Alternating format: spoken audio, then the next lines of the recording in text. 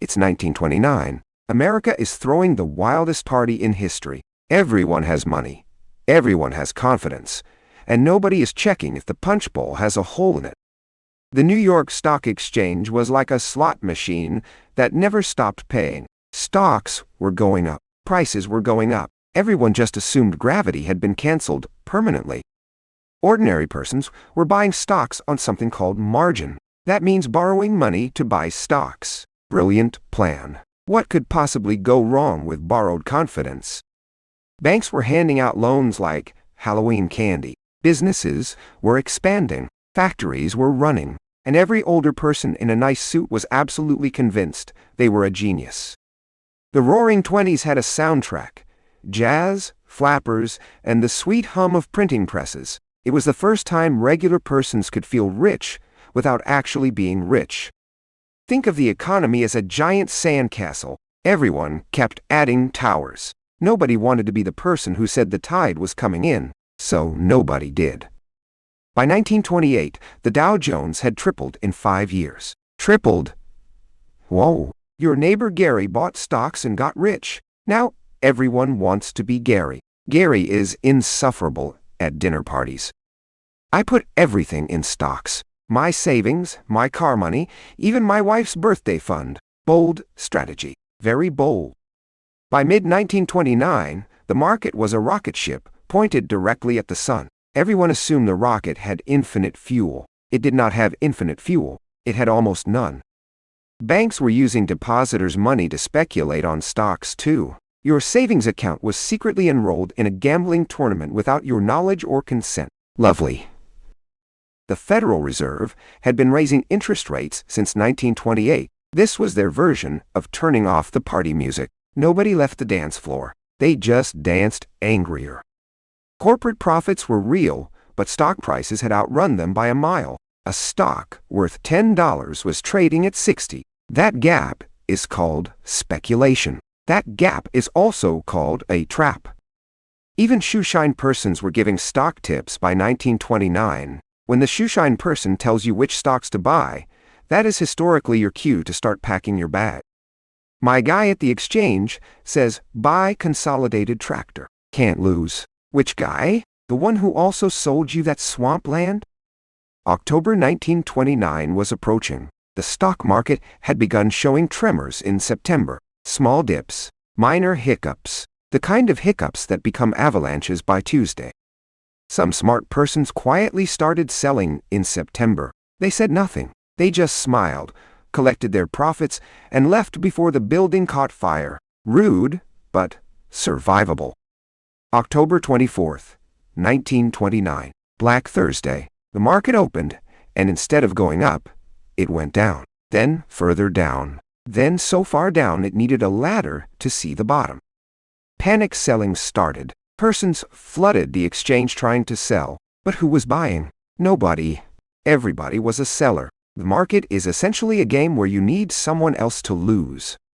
Bankers tried to save it. A group of big bank persons pooled money and started buying stocks to prop up the price. It worked for about 4 days. Then reality came back. Black Tuesday. Tight.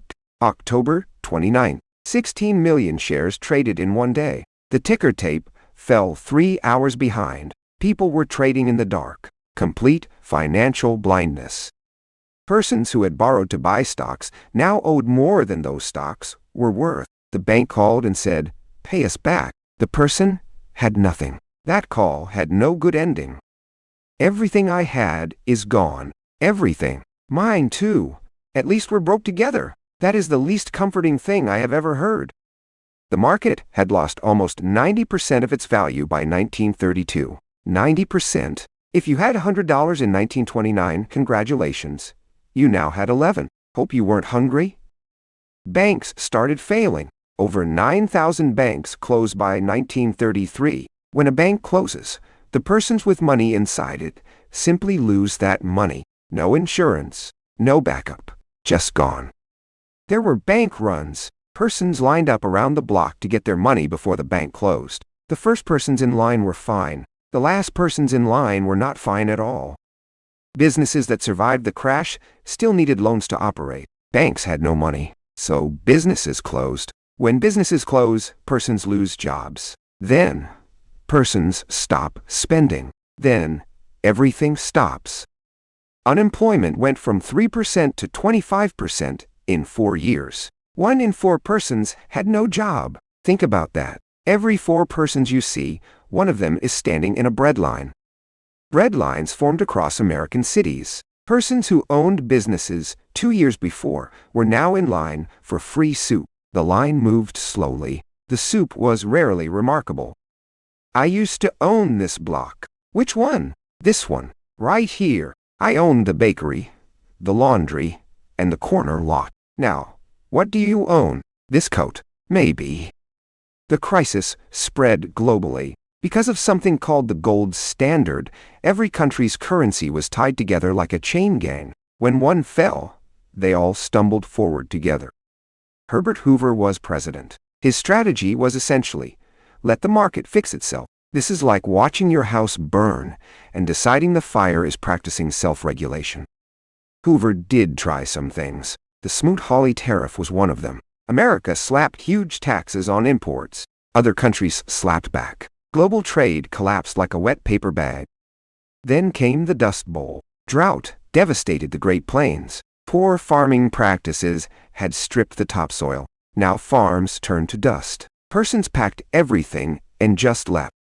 Whole families packed into cars and headed west. California was the dream. They were called Okies. California was not always welcoming. Dreams often have a rude arrival gate.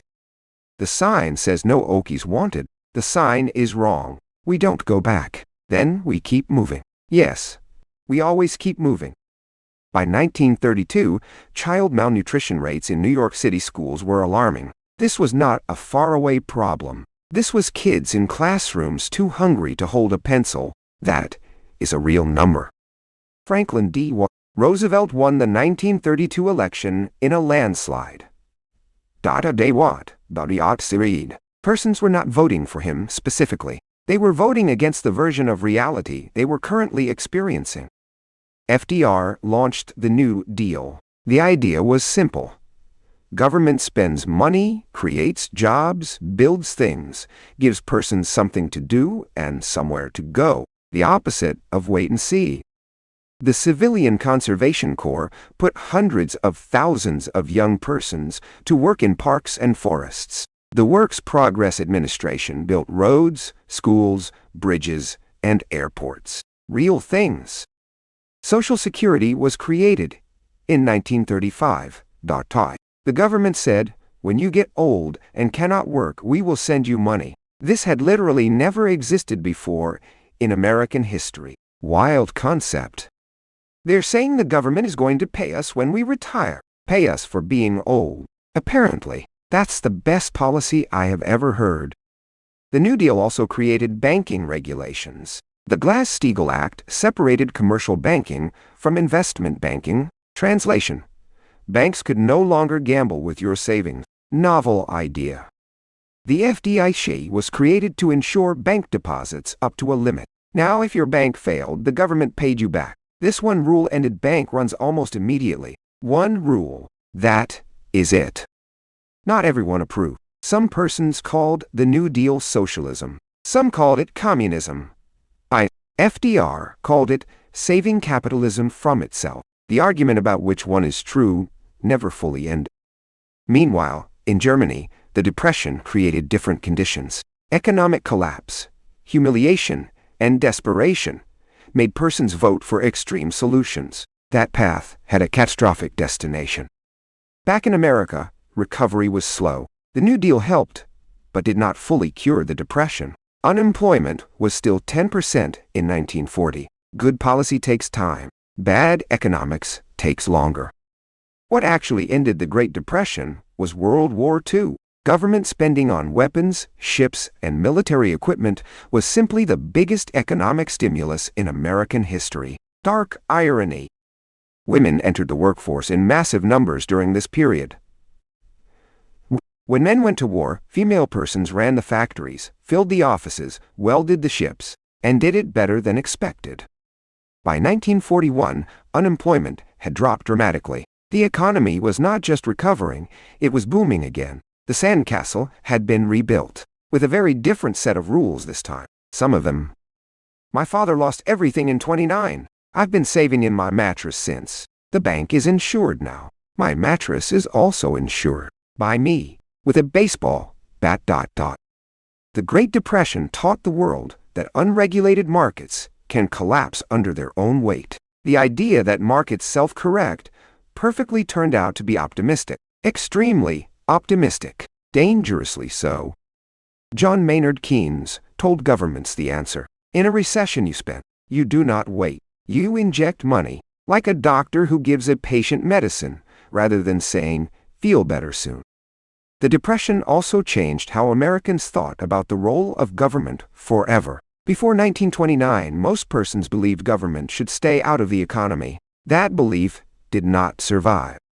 The generation that survived the Depression never forgot it. They saved everything. They reused everything. They did not trust banks easily. They kept cash in unexpected places, remarkably creative places. The Depression lasted roughly a decade. 10 years of suffering for a crisis that started in about 10 days. That ratio is a useful thing to think about the next time something seems too good to be real.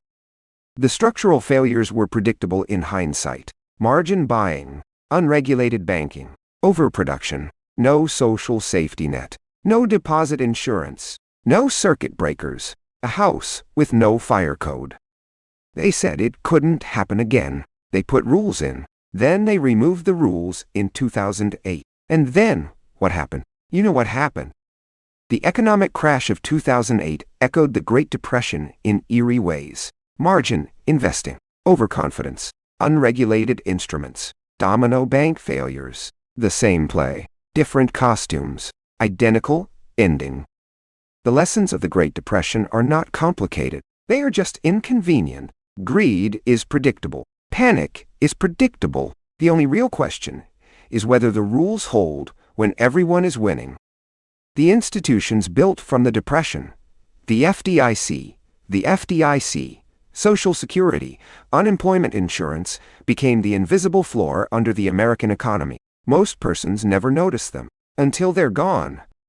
The Great Depression also left a cultural scar. Art, music, and literature from the 30s carry a particular quality. A sharpness. Persons who lived through it never used the word abundance lightly again. Every crash in history has persons who saw it coming. They wrote warnings. They gave speeches. They were mostly ignored until it was too late, and then suddenly everyone remembered that they were right.